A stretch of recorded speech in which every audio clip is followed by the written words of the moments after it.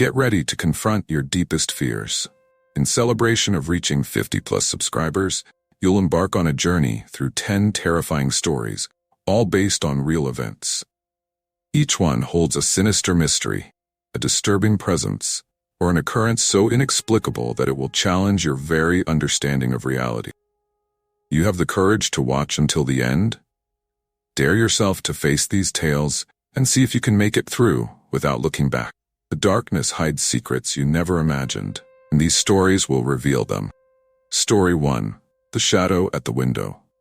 Marcos, a young university student, decided to spend the weekend alone at his family's house while his parents were away.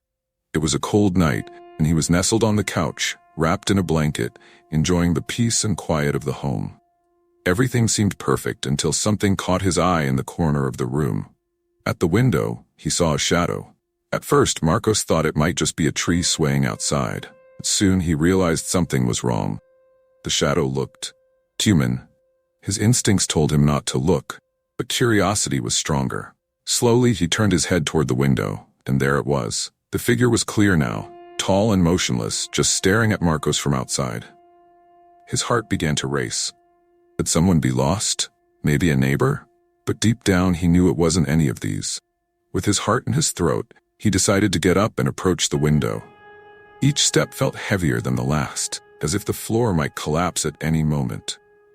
When he finally got close enough to see better, the figure moved slightly, as if it knew it was being watched.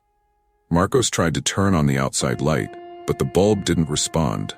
Everything was dark, and he felt that something was very, very wrong. Suddenly, the figure vanished, as if it had been sucked into the darkness. But he knew it was still there. Somewhere. The house, once a refuge of safety, now felt like a labyrinth of fear and uncertainty. And then, as he tried to process what had just happened, a sharp, long sound came from the other side of the house. Something, or someone, was inside now. Marcos was no longer alone. Story 2. The Call from the Basement.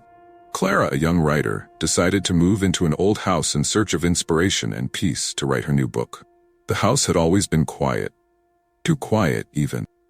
She never liked the basement, that dark and damp space that seemed to hold the secrets of former residents. But that night, something changed. Clara was upstairs in her bed, trying to distract herself with a book, when she heard a sound. It was a low noise, almost imperceptible, but it made her ears perk up instantly. It sounded like something was scratching the floor, coming from the basement.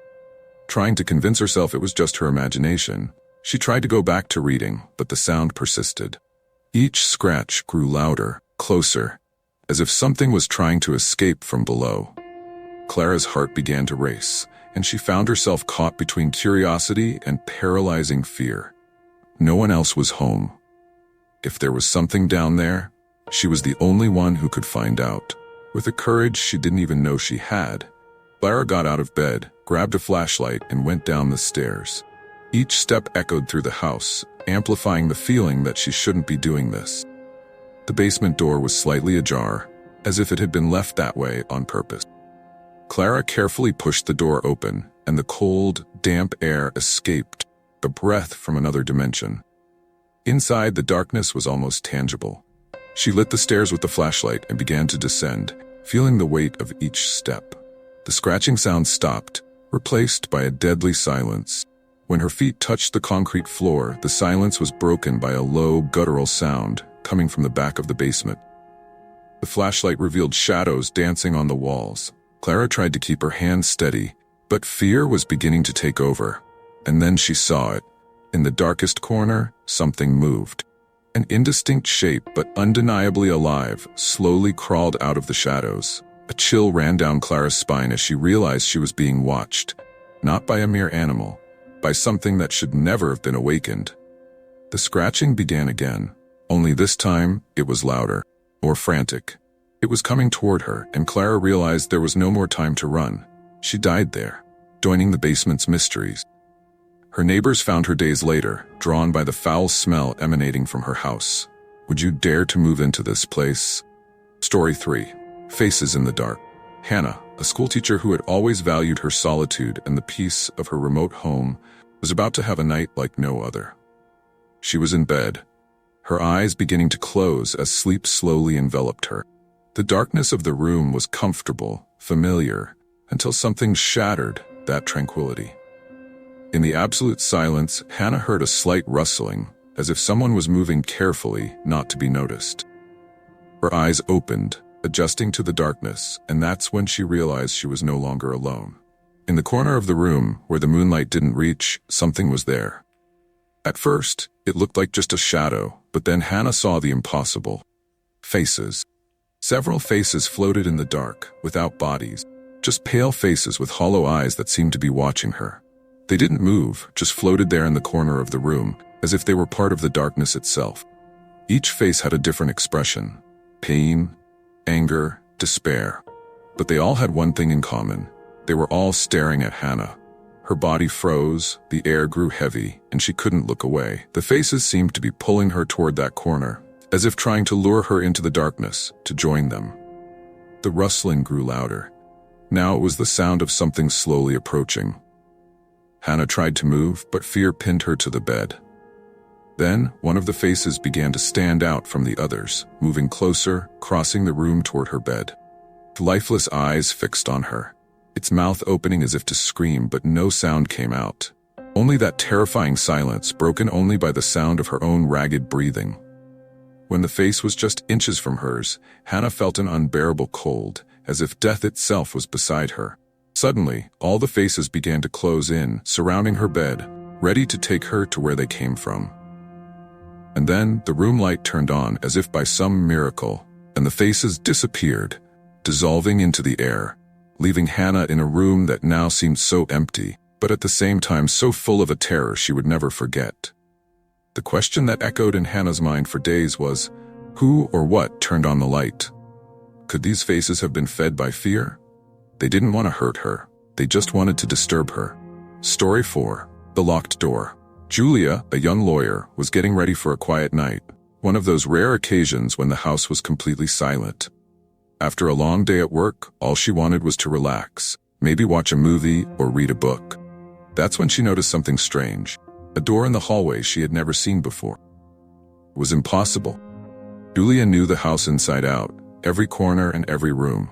But there it was, an old wooden door with a rusty metal doorknob, at the end of the hallway. The strangest thing was that no matter how hard she tried to remember, that door had never been there before. With her heart racing, she approached it. The doorknob seemed inviting, but something in her mind warned her not to touch it. Ignoring the instinct, Julia turned the doorknob. The door didn't budge. It was locked. A mixture of relief and frustration washed over her, but curiosity continued to gnaw at her mind. She went looking for a key, anything that could open that mysterious door. After a few minutes, rummaging through drawers, she found an old, rusty key, as if it had been waiting for her. When she returned to the hallway, the door seemed closer, as if it knew Julia was ready. With a trembling hand, she inserted the key into the lock. It fit perfectly. As she turned the key, a click echoed through the house, a sound that seemed much louder than it should have been. Slowly, she pushed the door open, revealing a dark, dusty room that smelled of mold and something much older. Inside, there was a sense of oppression, as if the air was too heavy to breathe. In the center of the room, a single rocking chair faced the wall. And then, before she could process what she was seeing, the chair began to rock on its own, as if someone was sitting there. The door behind Julia slammed shut, locking itself again. Sound echoed, and the darkness seemed to intensify. She tried to turn the doorknob, but it wouldn't budge. The room seemed alive, the walls pulsing with a dark energy. Suddenly, the silence was broken by a whisper, low and incomprehensible, coming from the rocking chair. The sound seemed to drag across the floor, growing louder, until it turned into a sharp scream that echoed through the room. At that moment, Julia realized she wasn't alone there. Something was in the room with her, and it had no intention of letting her leave. Julia disappeared. Family and the police searched for years without success. Eventually, family decided to sell the house and get rid of her belongings. The house was bought by a young, single university student who was introduced to the real dark story of Julia on a Friday night, the 6th day she was in the house. During a dream, the whole truth came to light. She ran to the phone, called the police, and reported everything she had seen in her dream. It took the police 15 minutes to arrive, and when they got there, no one was found. Maybe she was punished for revealing the truth, or perhaps the door appeared for her as well. Story 5. The Unexpected Whisper. Miguel, a young businessman, always enjoyed peace and quiet after a long day of work. That night, everything seemed to be in order at his house. He was in the living room, with the soft sound of the television filling the room as his eyes began to grow heavy with fatigue. Everything seemed normal, until the TV sound was suddenly interrupted by a deafening silence. For a moment, Miguel thought it was just a signal failure, but then something unexpected happened. In the midst of this absolute silence, he heard a whisper. It was so low and so close that he almost felt the warm breath in his ear. "I'm right here," said the voice, with an eerie calm. His body froze. The feeling that someone was right next to him was unmistakable. Miguel looked around, but there was no one there. The room was empty, except for him and the now muted TV. The whisper seemed to come from the air, or maybe from something he couldn't see. Miguel tried to ignore it, convincing himself it was just his mind playing tricks. The whisper came again, this time louder, more insistent. "I'm right here." The voice was clear, unmistakable, and now it was coming from all directions at once. The feeling of panic began to rise, his heart beating faster as he tried to find a rational explanation. But nothing made sense. He got up, looking around frantically, trying to figure out where the voice was coming from. And then he saw the reflection in the TV, a shadow that wasn't his, standing behind him. Panic turned into pure terror. Before Miguel could react, the whisper turned into a sharp scream, filling the room with a sound that seemed to echo inside his head. "I'm right here." The shadow in the reflection moved closer, and before he could turn around, the room light flickered and went out, plunging everything into total darkness. Miguel stood there, paralyzed, knowing that whatever it was now right beside him, invisible in the dark. And that's when he felt a cold touch on his shoulder, followed by one last whisper, closer than ever. "You were never alone." If these stories are giving you chills, just imagine what else we have in store for you. Don't miss out. Subscribe now and keep diving into the unknown. Story 6. The Sound of Footsteps. Sophia, a young architect, had always been a rational person, not easily shaken by ghost stories or inexplicable events. However, that night, something was different. She should have been asleep, but something was keeping her awake. The house was immersed in a peaceful darkness, but there was a sense of unease in the air, something she couldn't quite identify. As she turned over in bed, trying to get comfortable, a familiar yet terrifying sound reached her ears. Footsteps. Slow, deliberate, the footsteps echoed down the hallway. At first, Sophia thought she was imagining things. Maybe it was just the house settling. But as the footsteps continued, it became clear that someone, or something, was moving through the house. The sound was distinct, creaking of the floorboards, giving away each step that approached her room. She held her breath, each beat of her heart synchronized with the sound of those footsteps, which were now so close that it seemed impossible there wasn't someone there. But when she looked at the door, it was closed, and everything was silent. Curiosity mixed with fear began to take hold. Sophia knew she was alone in the house, but the sound of the footsteps was unmistakable. Who would be walking down the hallway at this hour? Or better yet, what? She got out of bed with her heart in her throat, each of her steps echoing in the silence. She opened the door slowly, and the hallway revealed itself in an almost palpable darkness. But the sound of the footsteps stopped. Silence that followed was even more disturbing than the sound that preceded it. Sophia took a few steps down the hallway, trying to convince herself she was being irrational.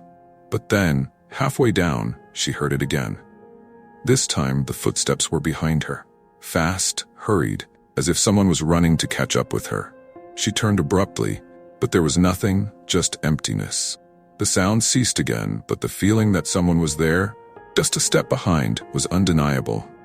Sophia began to walk faster, trying to return to her room, when the footsteps started again, synchronized with hers, but much heavier, more threatening. When she finally reached her room, she locked the door behind her, her heart pounding so hard it felt like it would explode. But as she turned around, she heard it. The footsteps. They were now inside the room, slowly approaching the bed, as if they knew exactly where she was, as if they were waiting for the right moment to finally appear. A boy and a girl appeared, laughing at Sophia's fear. They were playing a cruel and brutal game with her. Sophia, overwhelmed by fear, began to pray, which only made the children laugh even more. Then, as if they had tired of the game, they ran off in search of a new victim. Sophia was left there, in a panic, unable to comprehend what had just happened. Story 7. The Hidden Message. Laura, a young journalist, decided to spend the weekend in an old house she had inherited from her grandparents. She had always been curious about the place, but had never had the opportunity to explore it. That night, while rummaging through some old rooms, she decided to clean a small upstairs room that was rarely used, full of old boxes and furniture covered with dusty sheets. Something about that room always made her uncomfortable, but she could never figure out why. As she searched through the boxes, looking for items to throw away, she found an old diary hidden under a pile of yellowed papers. The leather cover was worn, and the pages were fragile, but something caught her attention.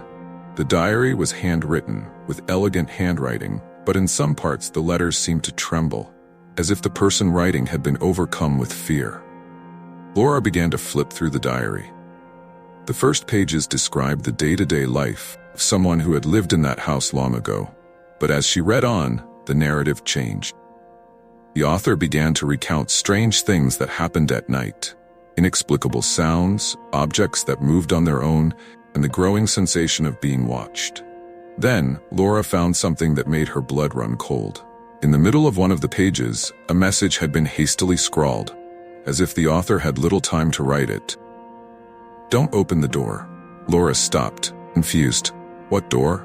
Suddenly, she remembered the small door at the back of the room, the one she had never paid much attention to. A door that seemed to lead nowhere, perhaps just to a small closet or storage space. But now, with this message etched in her mind, curiosity began to gnaw at her.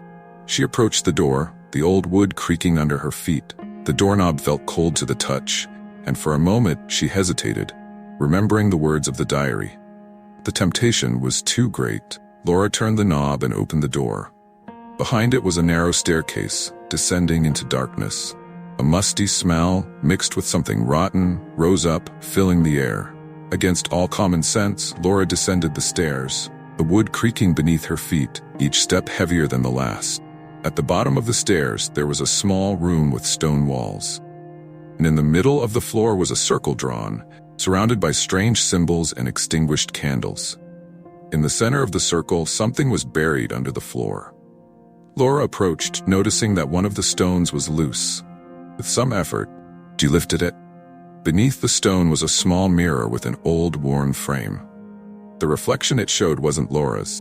Instead, she saw the face of a terrified person who looked like no one she knew. And then, the person in the mirror opened their mouth as if about to scream. Before she could think of what to do, she decided to run. She hurried up the stairs and locked the door. With her heart racing, she grabbed pieces of paper she found and began to write confused, trembling words and draw unknown symbols. Laura was found days later, unable to speak. She only wrote and drew things that no one understood. She was admitted to a psychiatric hospital, and on the night of her death 6 months later, in a moment of lucidity, Laura wrote down everything that had happened that day and, in her own blood, wrote on her room wall, "Don't open the door," as if to emphasize the warning. Would you go against your intuition and open the door? Let us know in the comment. Story 8.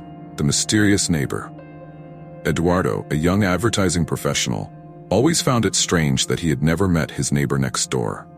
The house was right next to his, but the neighbor never went out, never engaged in conversations with anyone in the neighborhood. Sometimes, Eduardo wondered if anyone actually lived there. It was one of those old houses. Small windows covered by heavy curtains never seemed to move. Then, one night, as he was closing the windows before going to bed, something caught his attention. The neighbor's window was open, and for the first time, he could see inside the house. Dim light from within seemed to cast strange moving shadows. But what really made Eduardo stop was the sound. A low melody, played on a piano, repeating the same sequence of notes over and over, like a scratched record. Eduardo tried to ignore it, but the melody began to seep into his mind, disturbing in its repetition. It was as if each note was being played with obsessive precision, laden with deep sadness. Something about that music unsettled him in a way he couldn't explain. That night, sleep was hard to come by. The melody seemed to echo through his house. Even when the windows were closed, he turned over in bed, trying to push the sound out of his mind, but it persisted, as if it were being played inside his head. In the middle of the night, Eduardo awoke with a start. The sound of the piano was louder, closer, and then he realized he wasn't dreaming. The music was really louder, as if it were being played inside his house. With his heart racing, he got up and followed the sound. Each step was more difficult than the last, as if something was trying to stop him from reaching the source of that disturbing melody. When he finally reached the living room, the sound abruptly stopped. The silence was deafening. Eduardo looked around, trying to understand what was happening, and then he noticed something at the window. Face. It wasn't an ordinary face. It was his neighbor's, pale and with sunken eyes, watching him with an expression that mixed sadness with something much darker. Before he could react, the neighbor quickly withdrew, disappearing into the darkness of the house next door. The next day, curiosity got the better of him. Eduardo decided to go to the neighbor's house. He wanted answers. He wanted to understand what was going on. He knocked on the door several times, but no one answered. That's when the door opened by itself, revealing the interior of the house.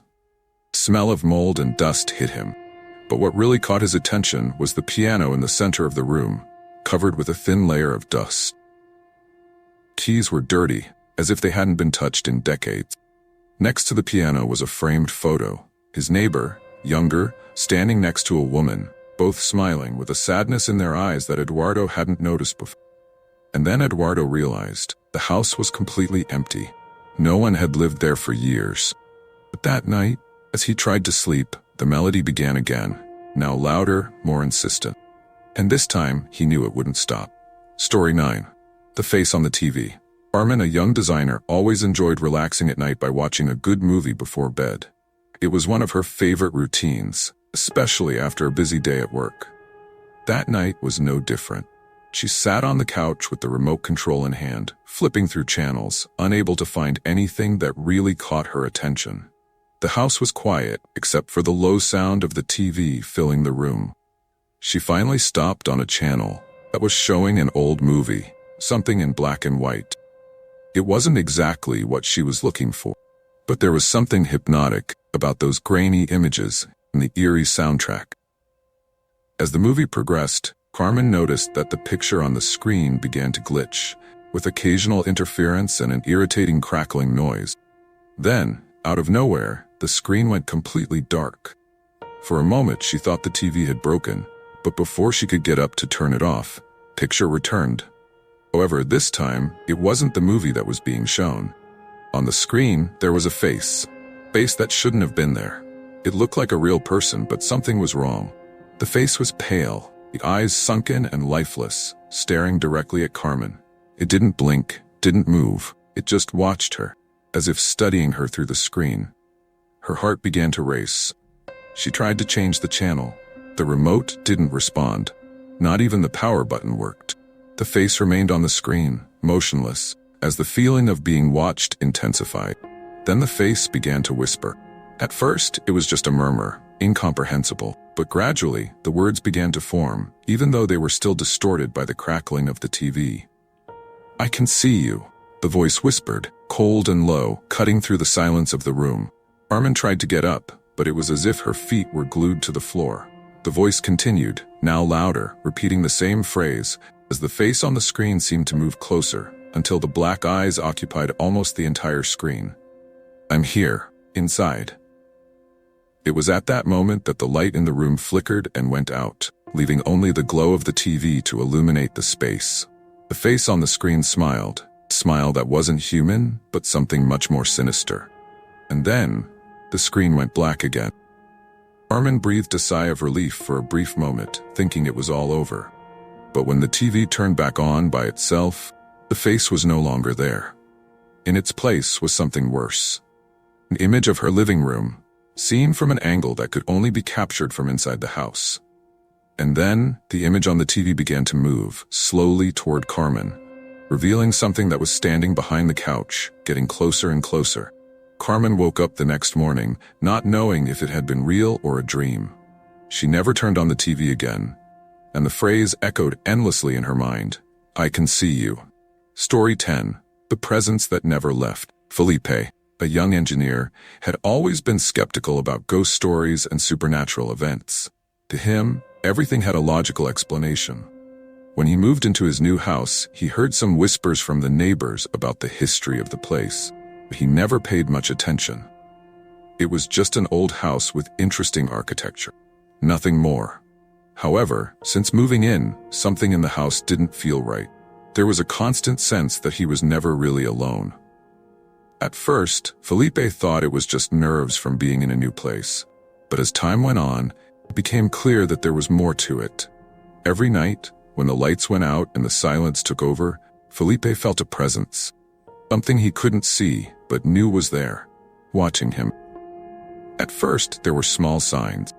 A sudden chill that ran through the hallway, the sound of light footsteps upstairs when he knew he was alone, and shadows that seemed to move in the corner of his eye. But one night, everything changed. Felipe was in bed, about to fall asleep, when he felt the mattress sink beside him, as if someone had lain down next to him. His body froze, his heart racing, and a feeling of dread washed over him. He didn't dare move, barely breathing, trying for a few seconds to find a logical explanation for what had just happened. But then, something touched his arm. Cold touch, like that of a frozen hand, that slowly slid down his skin. His whole body shuddered, and he opened his eyes only to see nothing. The room was empty, but the feeling that someone was there beside him was overwhelming. Felipe quickly got up, turning on all the lights in the house, trying to chase away the darkness and the fear that clung to him.